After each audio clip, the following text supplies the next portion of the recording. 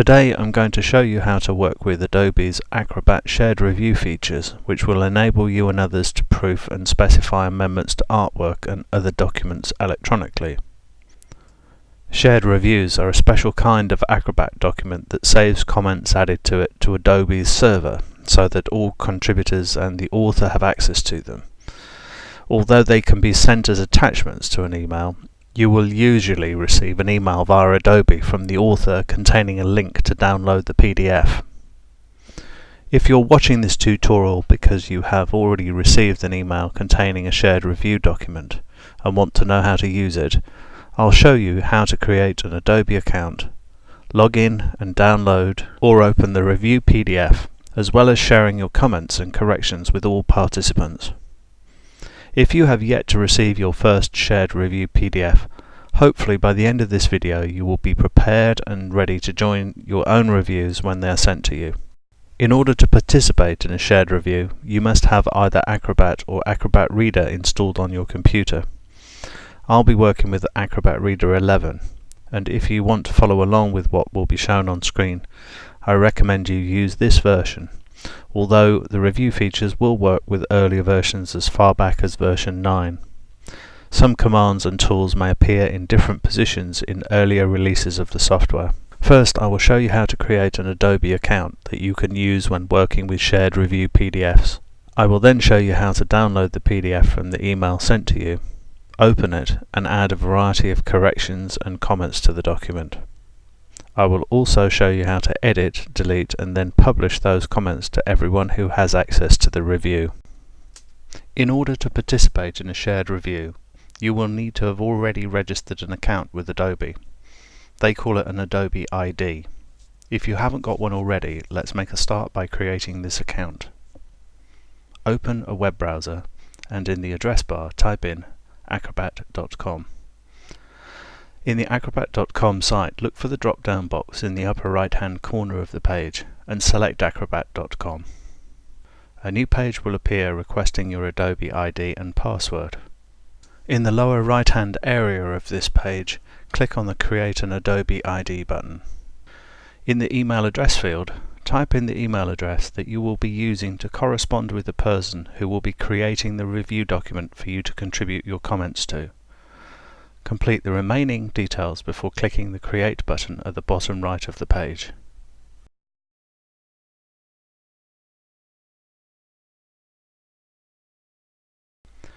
The next page appearing in the web browser provides details of Adobe's terms of use. Confirm your acceptance of these terms in the checkbox and click on the Accept button in the bottom right of the page. Once the account has been successfully created, a page will appear giving details about how to verify your newly created account. Leave this page open for the time being so that you can refer to their detailed instructions if necessary. At this point you should check your email inbox for a message from Adobe. If for any reason it does not arrive, use the Resend button in the lower left of this page to request another verification email to be sent. You will not be able to use your account until you have verified it. Let's check the email account used to create the Adobe ID and find Adobe's verification email. If you cannot find the email in your inbox, make sure to check your spam folder in case your mail server has mistakenly identified it as junk mail. The email sent by Adobe contains a link to their website to confirm your account. Click on this link. A browser window will open confirming that your account has been verified. If you've got this far, you've successfully created an Adobe ID which you can use when logging in to download shared review documents. If you've received an email from the author of a shared review inviting you to participate, we're now ready to download and edit this PDF. Open the email and click on the link showing the document name in the main body of the message. A new web browser window will appear at acrobat.com. You may be expected to log in before downloading, and if you're not already logged into the acrobat.com site, the login window will appear. Enter your Acrobat ID and password. If you wish to remain logged in the next time you visit an Adobe website, check the box appearing below the password field before clicking the Sign In button. If you're successfully logged in, you'll see a low resolution image of the first page of the PDF that's been sent to you, and on the right hand side a download button. Click on this button to start the download process.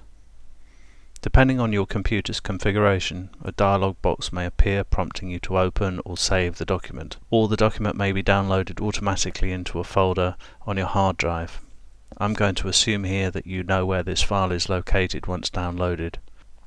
But if for any reason you cannot locate this file, refer to your web browser's help files to establish its location. Let's open the document in Acrobat Reader. A dialog box will appear providing instructions and information about the shared review document. If you're happy to receive this message when opening future documents, check the Don't Show This Again checkbox. Press the Connect button to continue. If this is the first time you've used your Adobe ID inside the Acrobat application, or if you have but not checked the Stay Signed In checkbox, you will be asked to enter your Adobe ID and password. Press the Sign In button in the lower right of the dialog box to continue. If you've successfully logged in, a new dialog box will appear welcoming you to the review and listing details of all contributors to that review.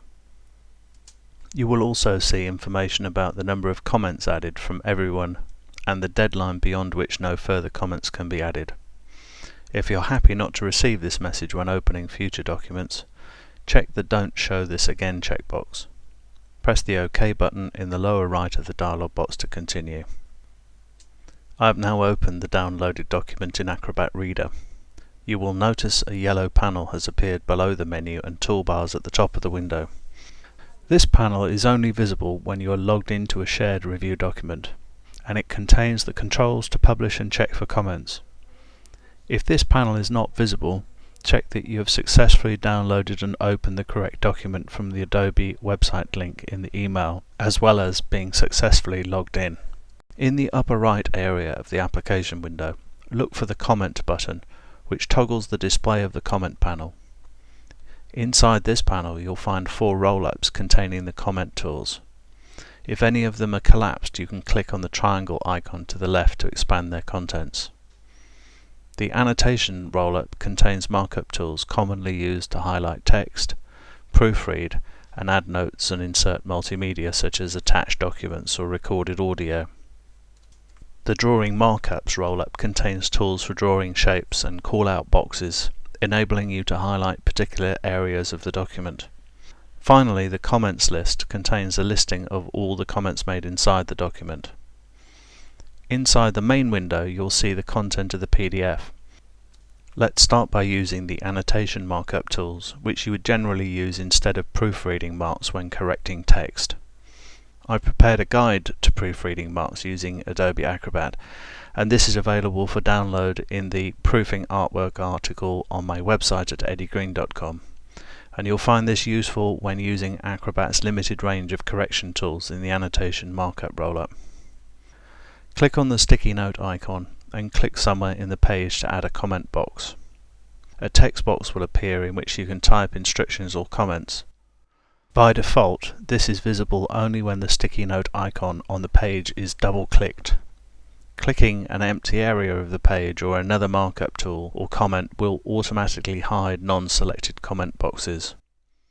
This functionality also applies to all other annotation comments from the Annotations rollup.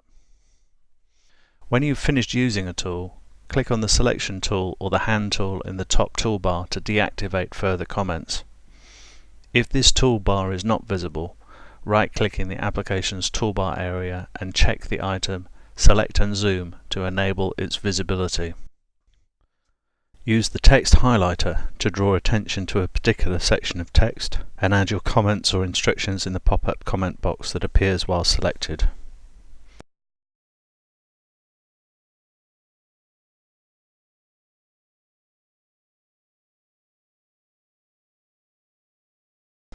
You can type directly onto the page with the Text tool. Click on an area of the page to start typing. You can also change how the text appears using the pop-up toolbar visible while this tool is selected.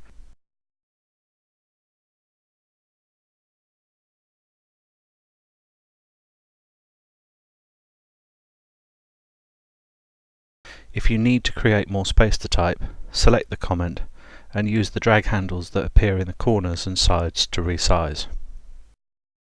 Please note that the attachment tool and audio clip tool should not be used when working with a shared review document. Click on the stamp icon drop-down to display a variety of stamps. If you're approving the design without any corrections, select the Approve stamp in the Dynamic submenu to add a stamp including your name and date. To indicate text amends, 3 tools in the second row of the Annotations roll-up can be used. The first is the Insert at Cursor tool. Click on a line of text in the position you want the correction to appear. With the comment selected, enter your instructions in the comment box shown. Use the Replace Text tool to indicate a section of text to remove. Click and drag the cursor on a line of text from the start to the end position. Enter the replacement text in the comment box. You can use the Strikeout tool to indicate a section of text to be removed. As with the Replace Text tool, click and drag the cursor on a line of text from the start to the end position. Use the Underline tool to mark a section of text for other types of proofreading marks that are not covered by the use of any other annotation tool. Follow my proofreading marks guide for details. But in this example, I'll select an area of text I want capitalized with this tool by clicking and dragging the cursor on a line of text from the start to the end position. I will add my instruction to the comment box. The Text Note tool can perform a similar function to the features of the highlighter. Using this tool, click and drag a section of text.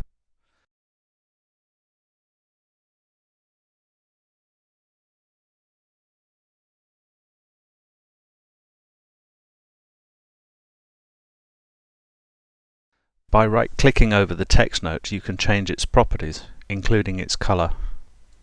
By changing its color and checking the box to make properties default, the next time you use this tool, the highlight color is now different to the highlighter tool.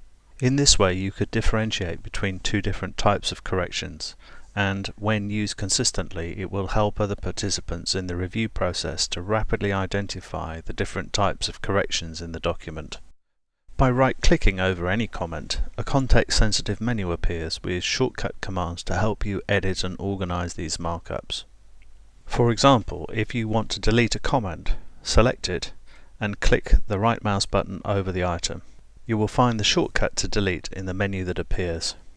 You can also simply press the delete button on your keyboard. You can also move certain types of comment that are not attached to text from one part of the document to another. You can use the Properties panel to change the appearance of most comments. In the Drawing Markups roll-up are a number of tools that you can use to draw shapes or even freehand writing. These tools are useful to comment on graphical elements or layout within the page, such as the size and position of images or blocks of text. I'm going to leave you to play with these tools and experiment with how they work, so that you can draw attention to areas of the page in a way that's meaningful to your fellow contributors and author. For now, I'm going to publish the comments we've already added to the document so that other participants can see them. In the yellow top bar, click the Publish Comments button. If you're connected online, your new comments will be uploaded to Adobe's server, and once this process is complete, a pop-up box will notify you of the action taken. Similarly, you can check for comments that other participants in the review, including the author, have made at any time by clicking the Get New Comments button in the yellow top bar. A pop-up will appear confirming the number of new comments received. The Comments List roll-up inside the Comments panel contains a listing of all comments created by you and others. The toolbar at the top of this list allows you to search for comments containing particular text. You can sort the comment list by alphabetical, contributor, date or checkmark status.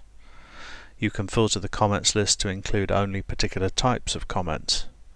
And finally, you can control the behavior of the comment roll-up and also the comment preferences in Adobe settings. Clicking on an item in the comments list will highlight that comment in the main window, scrolling to the position if necessary. The check mark in the top right-hand corner of each comment in the roll-up is to indicate your acknowledgement of the comment. I would normally check this box once I had acted upon the comment, for example to correct a line of text or to resize a graphic. I would also check this box to acknowledge any other type of comment, adding my own comments where necessary. The checkbox value is published as an update to the original comment. When used consistently, it is confirmation that all instructions or queries have been acted upon or acknowledged, not only by yourself but by all contributors to the PDF review. Once you've completed the steps described in this tutorial and published all of your comments, you will have successfully completed the shared review for the time being. You may now close the PDF. You will be asked to save the document as a new file, and I recommend you do this so that you have an ongoing record of changes to the PDF. Don't forget that other contributors and the author may well be adding comments in response to your own that require your continued contribution prior to sign-off of artwork. Normally there will be a separate dialogue between you, so you will know to revisit the review. To continue a review, simply open the latest saved version of the PDF. Or if you've chosen not to save intermediate copies, open or re-download the original PDF sent to you. When opening the document, it should automatically check for new comments and re-download any not appearing in your copy. If this is not done automatically, click the Get New Comments button in the top yellow bar of the document. Thank you for taking the time to learn about Acrobat Shared Review, and I hope you can see the benefit to this method of working. Apart from saving the odd tree, once you're familiar with the review technique, I'm sure you'll appreciate the ability to share the review process with colleagues and communicate effectively with your creative team. And if you'd like to find out how you could integrate Acrobat's shared review workflow within your own organisation, please read my article on this subject at eddiegreen.com or contact me directly for advice.